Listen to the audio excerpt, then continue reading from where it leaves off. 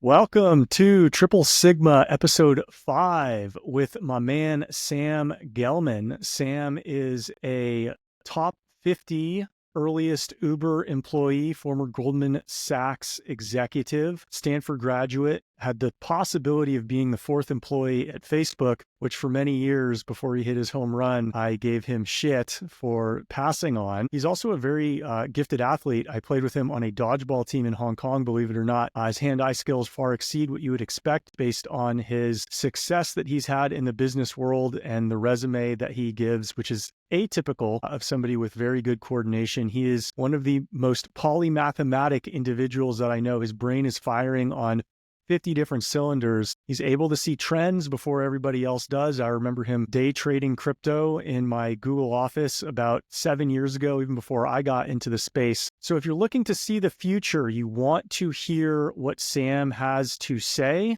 Sam, welcome. What is up, man? That is a multifaceted, partially accurate, partially questionable introduction, but I appreciate all the praise. It's quite the honor. Well, maybe there's some Dunning-Kruger going on where you're not quite aware of how elite you are at the things you are elite because you recognize, why you may not be the best of the best of the best. But for our listening audience, if you can give a little bit of a background for, why you ended up getting into finance in the first place, because you're, a couple years older than me and, you could have gotten into tech. Obviously, you were early to see that Facebook was going to be something big. I remember you telling a story about seeing Josh Childress just spending hours in your Stanford dorm on the website at the time, not even an application. What was going on in your head that made you think, this is going to be something that nobody understands, but then also what made you pass on that? And how did you live with the torment of knowing that you gave up, what I guess in retrospect would be billions of dollars? Yeah, I mean, it's so what you're alluding to is the summer of 2004.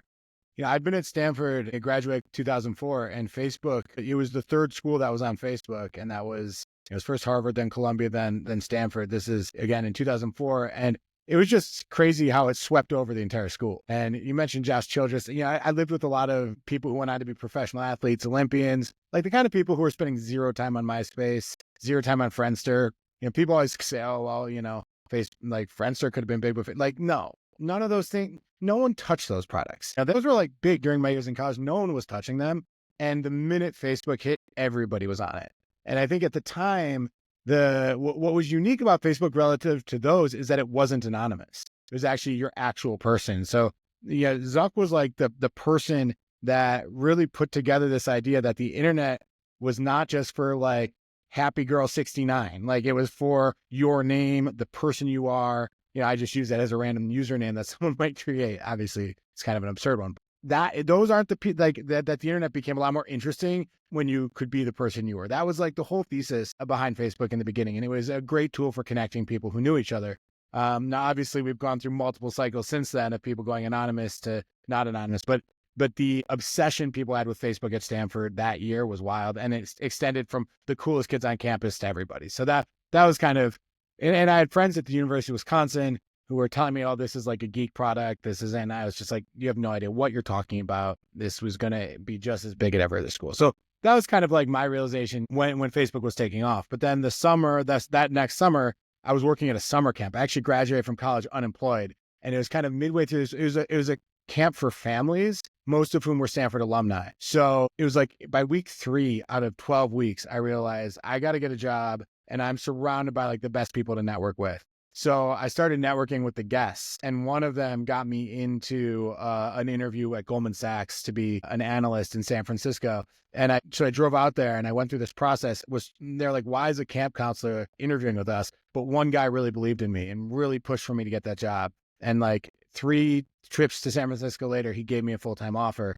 And I was just kind of shocked that it happened. At the same time, I was just looking on Facebook's website and they had a tab for jobs. And one of the jobs was customer service, California. They were all still at Harvard. So I had a whole interview chain also going on with Dustin Moskovitz. But what ended up happening is I got the job at Goldman. Dustin Moskovitz went cold. So I said, hey, I got this job, got to figure out if I'm going to work at Goldman or Facebook. Can you give me the update? And he went cold. And then it was in October, 2 months after my job started, that he said, hey, I know this is super late, but if you could come to Mountain View, we'd love to talk to you. And at that point, I knew that was the better opportunity, but this guy had just put all his faith in me, pushed me through the interview process. I was so nervous. I was like, first year at Goldman, get my ass kicked every day. And I was just like, damn, I can't, I was too nervous to even the risk of being seen interviewing somewhere else. So I turned it down. And I knew as I was doing it, it was a stupid mistake. The guy who hired me left the team 2 months later. So for all the goodwill I wanted to earn from him, it was entirely irrelevant. But so that's the story that you were alluding to. So you played the political game, backfired. You knew you were doing the wrong thing when you did it. Your gut told you, go interview with Dustin Moskovitz, go try to be that fourth employee at this new company, which I think at the time was called The Facebook. How long did you sit with those negative emotions? Because when we knew each other in Hong Kong, you weren't a negative guy. You had a good paying job at Goldman. Facebook was obviously nearly public at the time. It wasn't public at the time. You knew that you missed on a home run, but you didn't seem to carry the resentment that I think many other people would think, like, man, I was just one decision away from not having to be in this office on a Saturday and chilling on a yacht. Yeah, I'd say a few things to that. First of all, I wouldn't say I played the political game because I think it wasn't like, that's not how I describe it. It was just out of like fear. And when I was 21, 22, whatever I was, working for a bunch of 35-year-olds who wore suits every day, I wasn't like, there was no game I was playing. Like Ned, the guy who hired me, didn't even know. He still doesn't know. I haven't even told him. Like, it wasn't like a game. I just lived those first few months. I was such a fish out of water at Goldman that I was just always nervous. And that was kind of the main driver as opposed to anything else. Look, I mean, it was the type of thing that like sometimes I'd be going to bed and I'd be like, damn, that sucks. But it didn't like impact the way I acted during my day to day.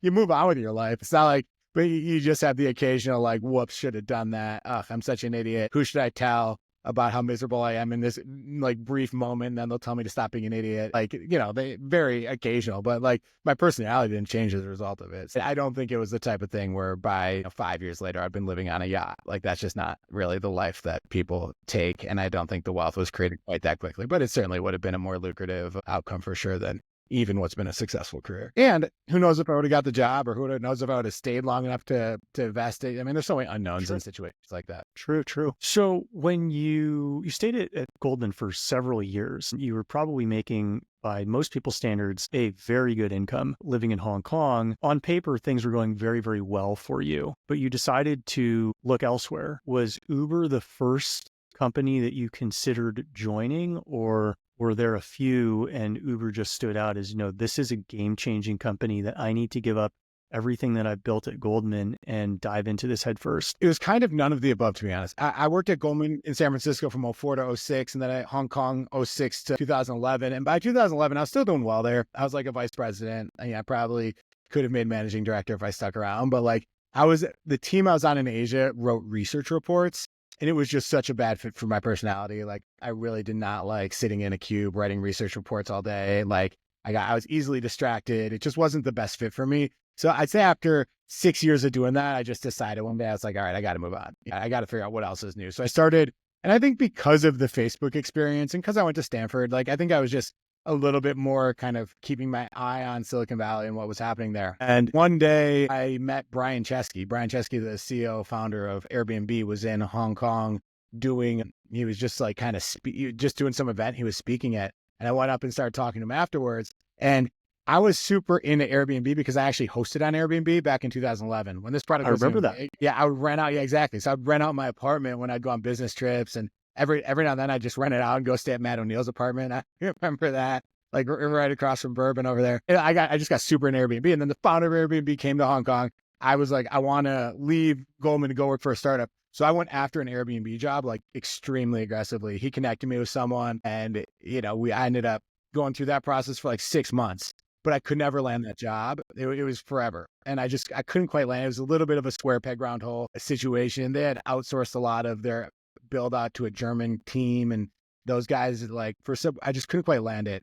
And then, deep into that, I was texting with other people, actually on Facebook, just friends of mine. And one of the women who I knew from Goldman, who is the secretary for one of my clients, she had gone on to be Travis Kalanick's secretary. And she was like, holy shit, you want to leave Goldman? Like, you should come work for Uber. And I'd actually never heard of Uber. I'm not like our person. It wasn't in Asia. I didn't know what it was. So I wasn't that interested. But then a month later, certain people I started hearing about it more and more. And so I pinged her again. I said, hey, could I get an interview? And she's like, yeah, let me set you up with Travis. And Travis was basically my only interview. I did an interview with Travis and an interview with Ryan Graves, who was like the COO, kind of number 2 in command guy. And then after 6 months of trying to get a job at Airbnb, at Uber, I got it in less than a month. They were just really precise and aggressive about their process. And it landed. And I think because I'd been through that whole process with Airbnb, I knew how to talk to founders in ways that I didn't when I first started. So that was kind of what made that one possible. Interesting. I always tell people online that winning seems to be a lot easier than losing. And if you think about, I'm not saying your job at Uber was an easy job, but actually just getting the opportunity at Uber took far less effort than getting the opportunity at Airbnb, because frequently when you lose, it is because you're trying to fit a square peg into a round hole.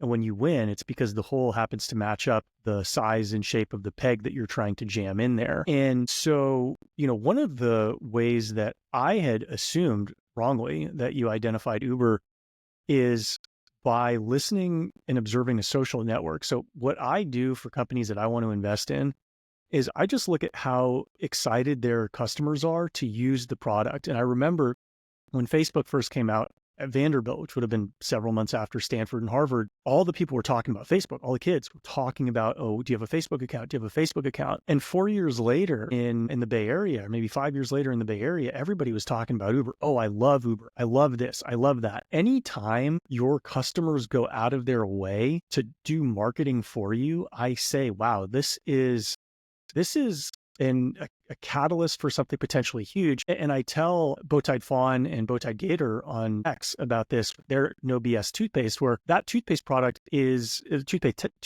toothpaste tablets. If you're not familiar with it, that toothpaste product is the third consumer product, behind Uber and behind Facebook, that I've seen the users be so ecstatic about, that I tell anybody in the CPG space that if you're trying to hop onto something big, you should consider them. But you seem to just be really, really good at finding your way into being surrounded by smart people, immersing yourself in smart people networks where opportunities that present themselves to you, such as being an analyst at Goldman Sachs, or such as joining Uber, sort of come as a second order effect of you just being there and saying smart things and being a generally social person. I think that there are a few things that really jump out to me there. Yeah, I mean, the thing at Uber, kind of going back to Ned, the guy who hired me at Goldman Sachs, he when he left our team, he went on to be a banker at Goldman Sachs. So he was for Silicon Valley stuff.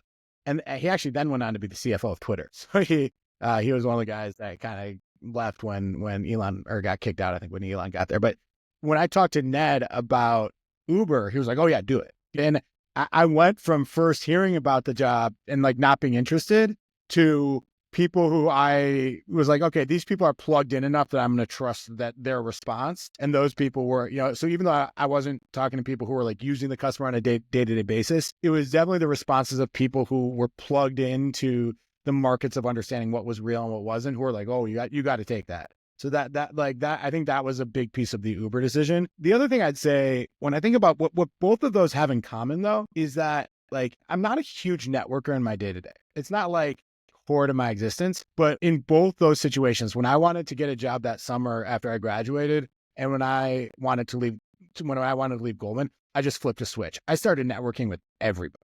I was just talking to and it wasn't like used car salesman stuff. It was just reconnecting people, letting people know I was kind of in this game of wanting to find something new. And at the Stanford Sierra camp, the place I was working that summer, it was just one of my friend's sisters who connected me with this job. I met some serious CEOs and Andreessen Horowitz partners and top people. I met really people who were in the top of the status world. And some of those guys were helpful, but it was just my friend's sister who happened to know of this because she had worked on this desk 5 years ago that put me into that role. And then for Uber, it was the secretary of one of my clients. It was the secretary of one of my clients at Goldman Sachs.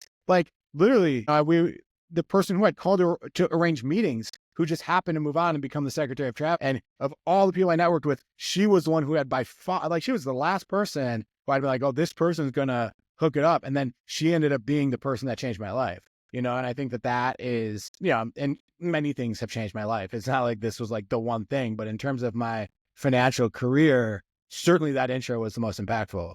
And it was literally just from going out and reaching out to everybody. And it wasn't, I got into photography. So I wasn't even like, hey, I want a job. Do you have any ideas? It was like, hey, I've gotten into photography. Like, check out some of this work I'm doing. I kind of would, it was through other things, but it was like flipping that switch on being a networker and getting really aggressive. And like that intensity led to lucky things happening. But it was really all about like that dial I turned in those moments, and just random people like were the ones that made it happen. Yeah. So, in my observation for success with others and success with myself, it comes with a game plan that is generally pointed in the right direction, a sustainability component so you don't burn out while you do it, and then just continuing to do it until something unforeseenly positive happens. And it seems that, whether you've read Dale Carnegie's How to Win Friends or Influence People book or not, you did the thing that you're supposed to do, which is realize that every person that you're interacting with is important. Every person that you're interacting with can open a door that you don't realize they can open. And I think what a lot of people do incorrectly in networking is they make it very obvious that they're only interested in talking to people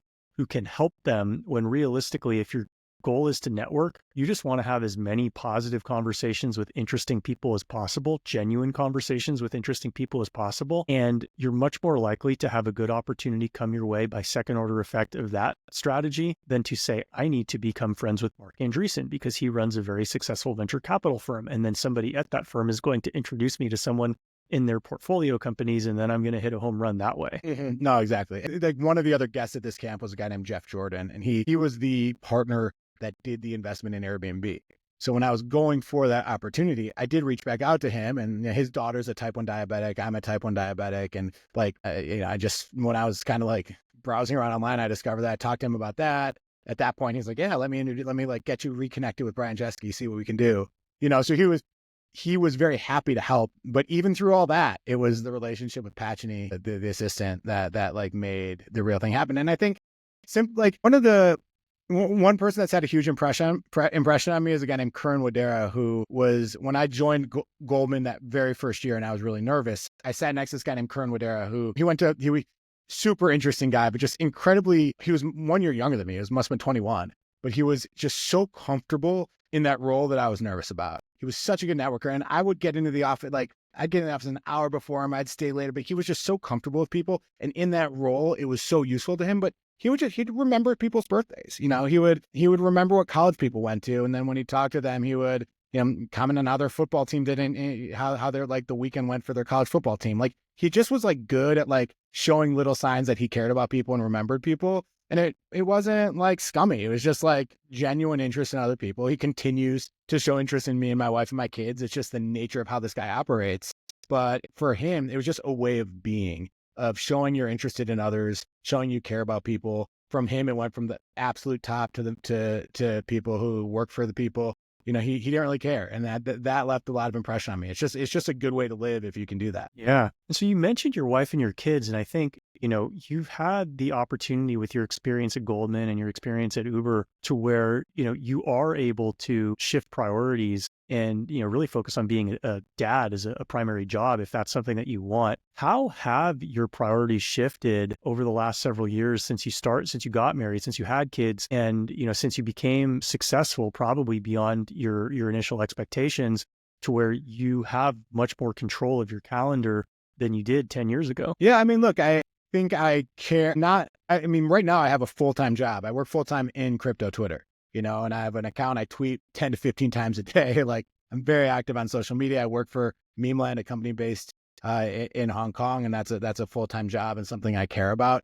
I would say being kind of like full-time in this like online world, though, there's just a huge desire among a lot of these guys to prove themselves and to in both kind of just in terms of like in terms of how much money they make, in terms of, I mean, I actually don't see a whole lot of like flexing about girls or anything like that. Like I don't know where people are in that stage, but there's certainly this big desire. They haven't had girlfriends yet. They're in crypto. Yeah. I mean, probably they haven't had them, and the ones who do are like, well, this isn't what people care about. So I'll just like post like the anniversary picture once a year. But yeah, no, so there's just that energy, and I think it leads to a little bit more anger, a little bit more insecurity, and I think that just feeling confident that I've made it enough. I'm not out there trying to like Yeah, I mean, I think one of the big advantages it gives me in my current job is I'm not trying to make money off my followers. I think there's this perception in crypto Twitter that everybody is using their audience as exit liquidity. Everybody's trying to make money off their followers. And I'm just like, it's just not my ethics. It's not, I don't need that certain amount of money that badly. And I care a lot more about my reputation than I care about making an extra dollar.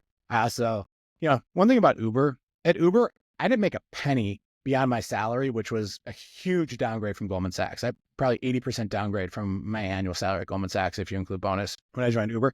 I didn't make a penny off the equity there until 7 years after I joined. We didn't go public for 7 years. And then after 7 years, you weren't allowed to sell your shares for another 6 months. So I see people in the crypto space literally launch a token and insiders are selling on day one. Or, we had one that happened today. People are talking about it with a token. You have people who want a 4-month vesting schedule where, you should be able to dump in 4 months because that's eternity here. I mean, no, it's just like after being at a place like Uber where, unless there's like, if you're not building something real, in 7 years, this shit's going to be irrelevant and you're going to make zero.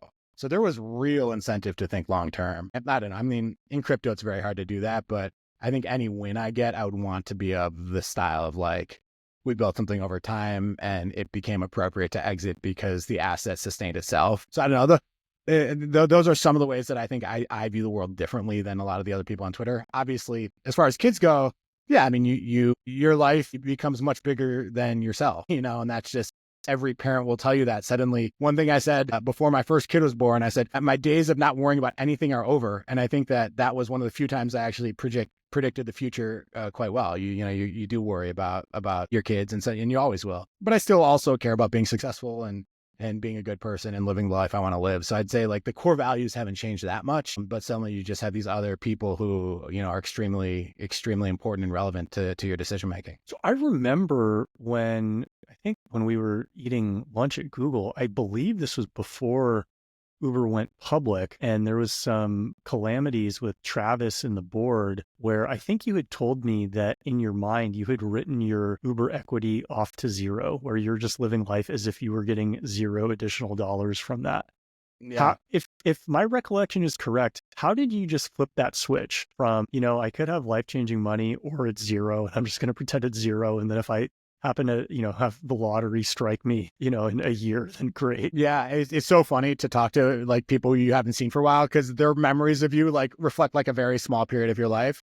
But at Uber, we burn so much money. And I did Uber Asia for a while. Like in Uber China, like burned billions of dollars a year. Like balance sheet warfare, like I think had actually never happened before. I think like the competitiveness and the aggressiveness that Travis brought to the balance sheet was so insane to anything I was familiar with. I was like, this is all worth zero. And I just kind of assumed that money was never going to be real. Now, I was lucky I had worked at Goldman Sachs. So I'd done pretty well financially. I wasn't like, I'm not someone, I don't like expensive cars. I wear an Apple Watch. I like the things that I think a lot of these guys want to spend money on. I didn't want to spend money on. So I had no need for, changing my life financially all that much. So it wasn't, I don't know, it wasn't something I relied on. And then as it becomes closer to reality, I guess I started to factor it in a little bit more. But yeah, at the time I was like, I'll figure out how to, if it doesn't work out, I'll find the next one. And so you did find the next one. I think you got into crypto. Was that before Uber went public, or how did that after timing? I left Uber, I joined a crypto company and it's in Hong Kong. And I worked there. I actually only worked there for like 3 to 6 months and then I left. And a lot of the crypto culture I found pretty alienating. I wasn't that into it. And I didn't really get back into crypto until NFTs came around. So it wasn't really until 2021 that I like dove head first. I like bought a couple Bitcoin quite early, because actually when I was launching Uber in China, I spoke at a conference and Roger Ver, who's like a very early big Bitcoin guy, was speaking there as well. So I went out to dinner with him and those guys were like, you got to buy some Bitcoin. So I think I bought 3 Bitcoin very early, like just when they were less than $1,000. And those just stayed on my base for 10 years. I never touched them for 10 years. And that was like my first exposure. But yeah, it was really when NFTs came around that I got big into crypto. And crypto, to be honest, financially, like I don't have tons of my money in crypto. Like, to the extent it is, I'm kind of moving more of it to ETFs. Like it's not like some huge like bag of mine and I haven't made tons of money on it, but it has been a lot of fun. I really enjoy it. And so talk to me about the experience that you had when you first got into crypto, or talk to our viewing audience, because I remember very clearly that shortly after getting into the space, you were convinced that 100% of projects, 100.0, not 99, not 97, but 100.0% of projects were Ponzi schemes. Yeah. Do you still think that? Why did you think that? I'm not disputing that. I'm just, I'd like the viewing audience to understand your mindset a little bit better. And then what turned you on to NFTs, and why are those substantially different from fungible tokens in your view? I mean, I think the Ponzi scheme, I think that look, these aren't most of them are not cash flow generating assets, right? And if you come from one of my favorite quotes from crypto Twitter there's a guy named D Farmer who says that, traditional hedge funds will never compete with degens in crypto, because to do well in this space, you have to first unlearn everything you've learned in your entire life. And I like that quote because the way the industry works, like the economics of attention and of money flow and of FOMO and of anticipation are kind of what drive almost everything. There are like very few assets in the space that are actually driven by cash flows. And as someone who studied economics and then worked at Goldman Sachs, like you're just trained to think in terms of like future earning potential and money coming back to shareholders. And that's just not like, I think there are situations within crypto where money can go back to token holders I can't even think of pretty much any project where, there's always talk of Uniswap, like switching on a fee where the fee goes back to Uniswap holders. Partially, it's been hard because that's kind of the definition of a security, which is what people have wanted to not be because of USA regulations. And then you have things like Dogecoin that becomes worth $60 billion over literally a joke, and it stays there for 7 years. I mean, maybe not 60, but it stays in the tens of billions of dollars for 7 or 8 years. So I think what happened in 2021 was I said, even if I am right that these are not cash flow generating assets, the value of Bitcoin has done nothing but go up for the past 15 years. And the value of Dogecoin has stayed high for 6 or 7 years, since it was created. There's something I'm missing here. At that point, you can't keep saying that eventually this will all go down, because that would have happened by now if that were true. And I started to think about what I was missing. And I think a lot of it is just that this is or for various reasons, this is a place that people all over the world want to put money into, like the crypto networks, and people in the US want to do it for different reasons than someone in Turkey, for different reasons than someone in China. But there are all these money flows that are coming into this space. And then most of that money likes to have fun, likes to gamble, likes to chase things. So these economies emerge where all this money that's already there needs to find places to go. And people who can figure out how to play that game do incredibly well, because there's just so much money chasing different things. And in 2021, I just kind of I got into NFTs, and there wasn't a whole lot of statistical analysis happening in the space in NFTs. Like most people thought they were a joke. So I was like, all right, well, maybe they're a joke, but there's certainly enough data here to be doing real interesting analysis. So I started to just tweet a lot of analysis about the statistics of CryptoPunks and CryptoPunk pricing, which is like what that NFT is right there. And I got really into analysis of CryptoPunks, and I kind of thought there was some there. And that was how I built out my Twitter account. And then once my Twitter account got big enough, I started to get job opportunities. That's really interesting, because I have often said that the number one use case of crypto is gambling. And it is. It's the most exciting casino, and one of the most accessible casinos, depending on the country you live in or jurisdiction that you're in, that anybody who is digitally savvy can participate in. The amount of money that you can make is staggering compared to what you could make at a physical casino. And I think that that's only going to continue to get bigger over time. I don't know week over week, or even year over year, but I think decade over decade, or multiple year period over multiple year period, the money flow going in is going to exceed the money flow going out. And so, with NFTs in particular, did you get into the space because you saw a niche that you could contribute to, or did you see that, no, these are going to hold value better than fungible tokens? And by the way, there's another way that I can add value. And where do you see the ball headed over the next few years? Where are you investing your assets in hopes that, they'll appreciate on the crypto side? Yeah. So the way the CryptoPunk thing and NFT thing work is at first, given the kind of what you dug up about my personality, at first I was extremely skeptical. And I think it was hearing, I had a friend who runs a hedge fund in New York, and he was like, oh, I'm thinking about getting all my employees CryptoPunks instead of bonuses. I was like, you too? And then I don't know if you know Jamie Goodman, but he was a Hong Kong guy. He was a big trader, and now runs funds and stuff. He got in NFTs and he was talking about it. And then I heard that a lot of like some of the heads of the biggest funds in New York were like buying CryptoPunks. And I think it was kind of like a thing where by the time the fourth person who I like trusted from a macro perspective got into them, I was like, all right. And I kind of just got FOMO myself. It was really like, I was like, I want to own one. I had all these people talking about them. I kind of got this FOMO for owning a punk myself. Oh, once that happened, I was like, I wanted to get a chart that would show me the historic price of CryptoPunks. Very basic concept. The problem is, like, there isn't really a price because everyone sells for a different price. A rare one will sell for more. People like, you could get historic prices of sales, but it was very hard to find like the historic floor price. So I basically just started building that out myself. I like started to record them every day is manually on a spreadsheet. I started working on programs that could dig up just on chain kind of historic pricing, but it's not easy to do something like that. Like there's just too many transactions. It's a little bit hard to figure out what every single thing is priced at any day to figure out what the lowest was in any moment.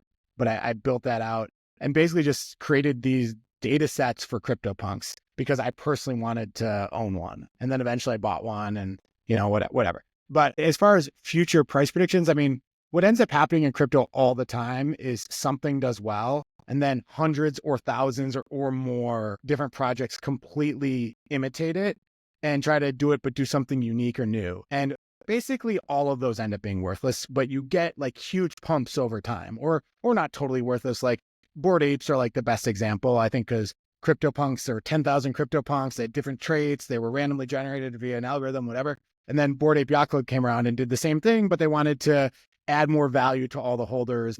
Bored Apes were worth more than CryptoPunks at one point, and now they're about a third the price. But with NFTs, you had so much kind of fill the channel with supply that basically so much of it ended up going to zero. And you have a few projects that have lingered around. And I think that the narrative of 2024 was that NFTs kind of suck because they're too expensive. They're not as liquid. It's harder for random buyers in Vietnam or Turkey or Argentina to push the price up, which they do on Binance. So you just would rather be into liquid tokens. And that's been the most recent narrative. I personally, because I don't trade that much, I personally try to only buy stuff that I feel pretty good about owning for the next 5 years. And in crypto, I end up normally in the majors, more or less.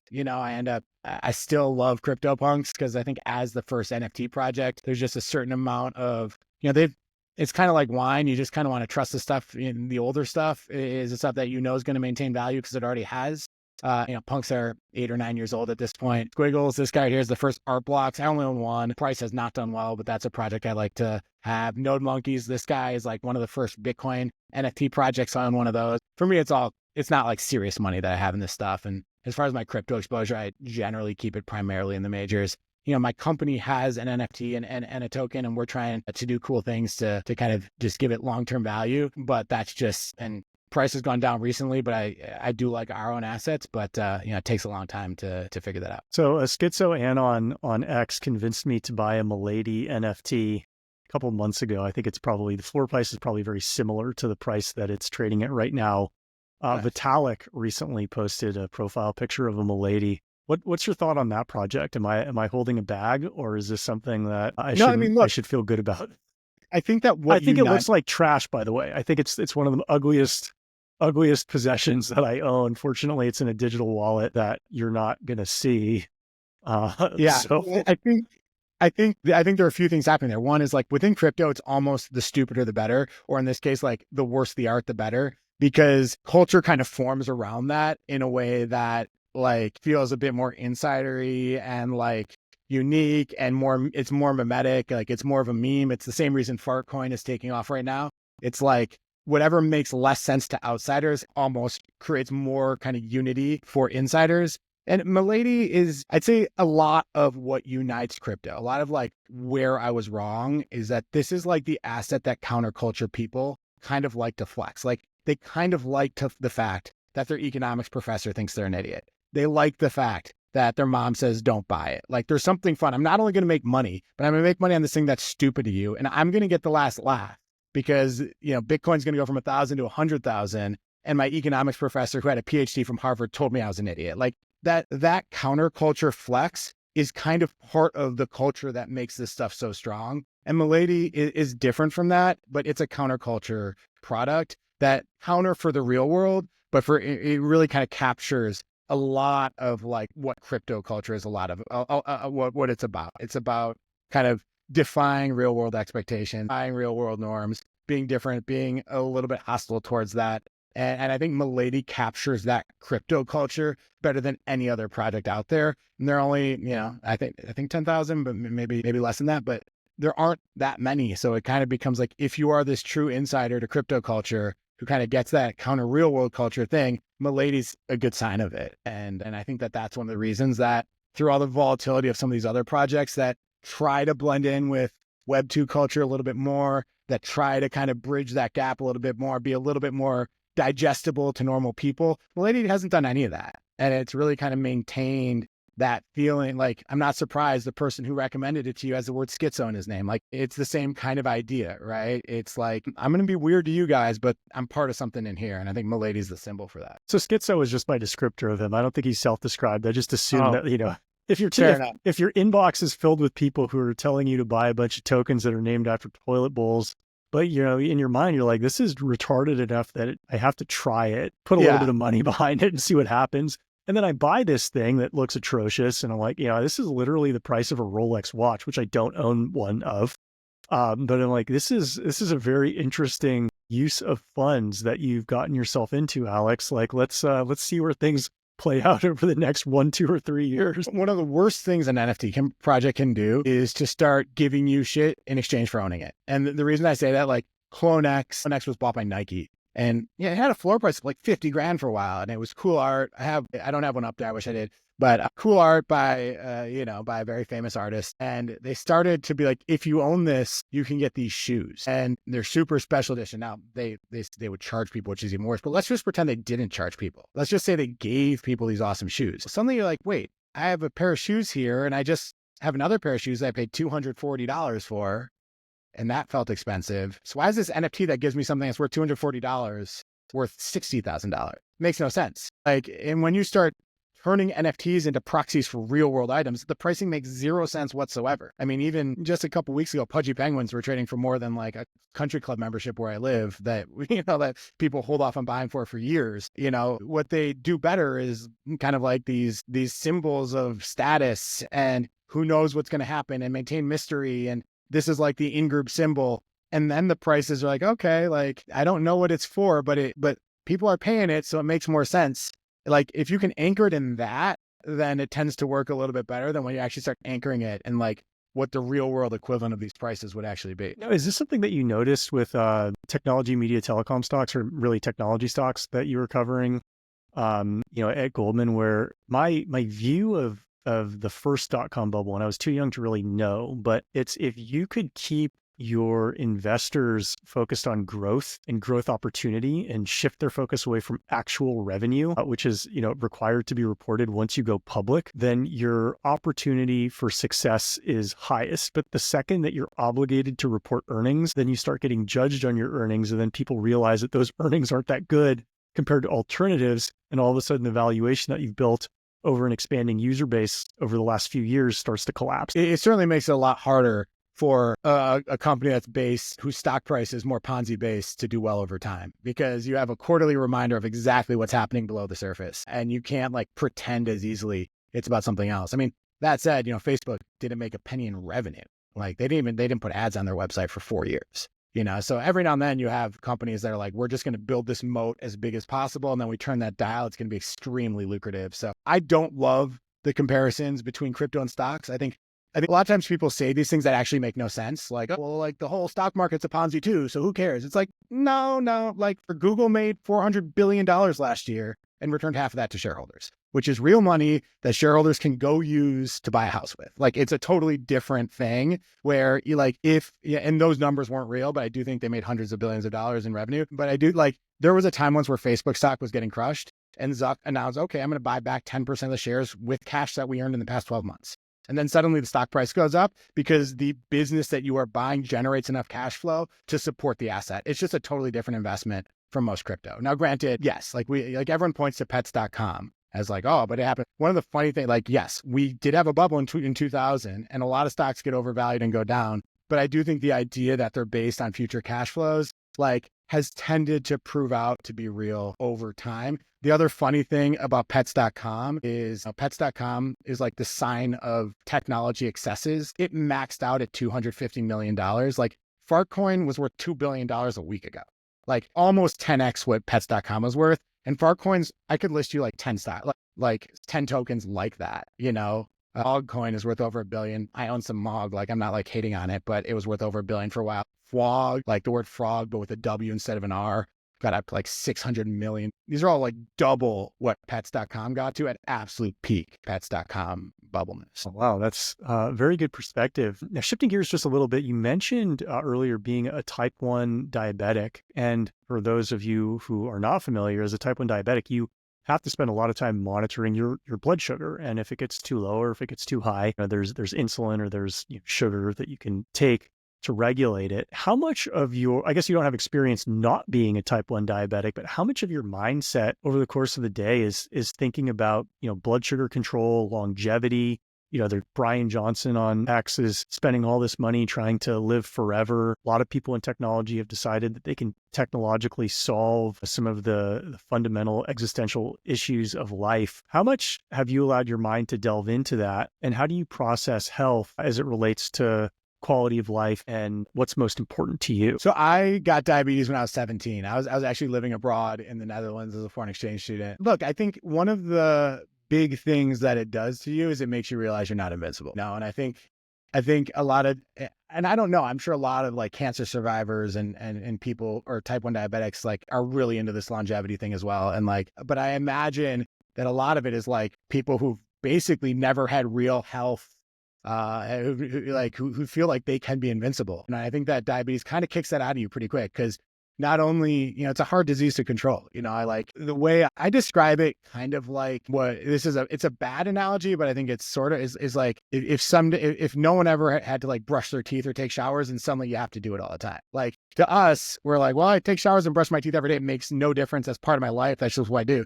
But if someone like never did any of that, it'd be like a huge burden to have to like suddenly do all these things every day. Like, wait, you spend like 45 minutes to an hour taking care of your body. Imagine you were perfectly clean and always had perfect teeth, nothing. Diabetes. So that's kind of what diabetes is to me. It's like, I can't really imagine my life without it. It's something I think about all the time. I have my blood sugar on my watch. I refill my insulin, every couple of days. Like it's something that's always on my mind. But I wouldn't say it's like something I'm like conscious of, like this is something impacting my life. It's just kind of like the life that I've lived. But I'm a little bit less, I'm not really in the whole like, let's read every book about longevity thing. And I think that's also just my personality. But I do like, I kind of am a bit all over the place, a bit scattered. I'm not like the most like, let's optimize every minute of my life. It's just not really my personality. But yeah, like with time, I'm like very aware that I'm going to die. Like, I'm very aware that, I've had diabetes for 25 years. It probably hurts my health. And, it's not something I'm like happy with, but it's just, I don't think I like convince myself that I'm on the Brian Johnson kick, really. I know Jay Cutler, former Vanderbilt quarterback, found out that he had type 1 diabetes as an adult too. Now, I should know this as a health coach, but what is the difference between getting type 1 diabetes at 17 or 27 and then getting type 2 diabetes at 21, 27? How are the markers different? How does the condition manifest itself differently in blood tests as well as day to day? Mark Andrews, tight end for the Ravens also, who unfortunately dropped that pass in like the very last play against the Bills. He is also a type 1 diabetic. Gary Hall Jr., who won some gold medals in the Olympics. Type 1 diabetic. Type 1 is what you get as a kid, basically. Some people get it older. Maybe Cutler has type 1. And what basically ends up happening is your pancreas goes to zero. Like your pancreas just stops working. Your immune system attacks your pancreas and you don't have one anymore. So that's why type 1 diabetics always need to give themselves insulin. Like there's no option because your body doesn't create insulin. So you have to give yourself shots or go on an insulin pump that's giving you insulin on a regular basis. Type 2 diabetics still make insulin, but because they're overweight or because they have bad health or because they don't exercise or whatever, their body is just very resistant to it, or because they're unlucky. Some type 2 diabetes, I know very thin, attractive people who have type 2 diabetes, but normally for some reason your body doesn't respond to it well. So the treatment can be about like getting into shape so that you respond to your insulin better. So it's a bit of it's almost a totally different disease. And 95% of people have type 2.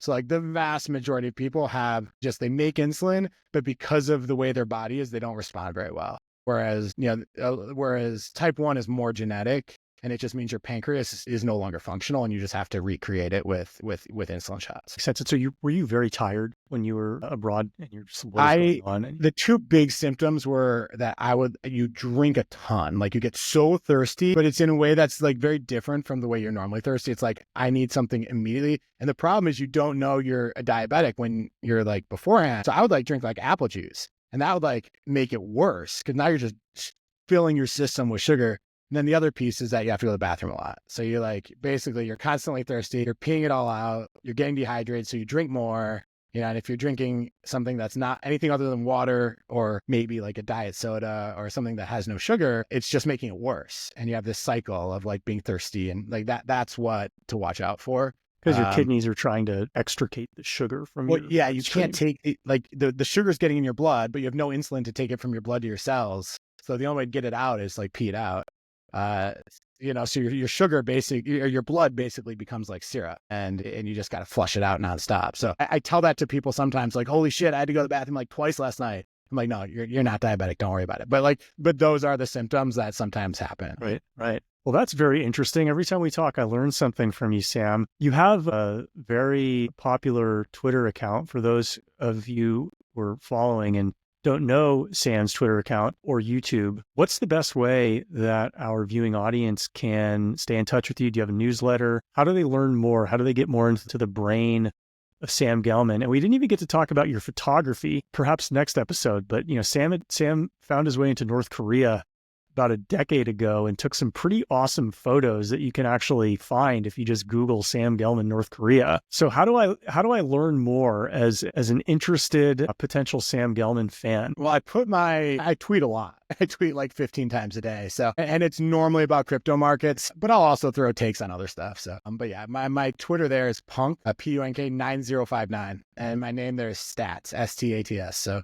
Punk 9059. I actually have the email squash, like the vegetable, squash@gmail.com, because I played squash in college, and Gmail came out in 2004 when I was at Stanford. So we got invite only. We could pick where we wanted. So I was on the squash team. So I got squash@gmail. That's another way to reach me. But yeah, always happy to chat with people, unless you're trying to show me a token. Well, that I'm not. But thank you very much, Sam. This was wonderfully illuminating. That was for anybody in the audience. I do like to talk to people. It's kind of something I enjoy. But in crypto, that's a very dangerous thing to tell people, because people like have very things they want to sell you. For sure.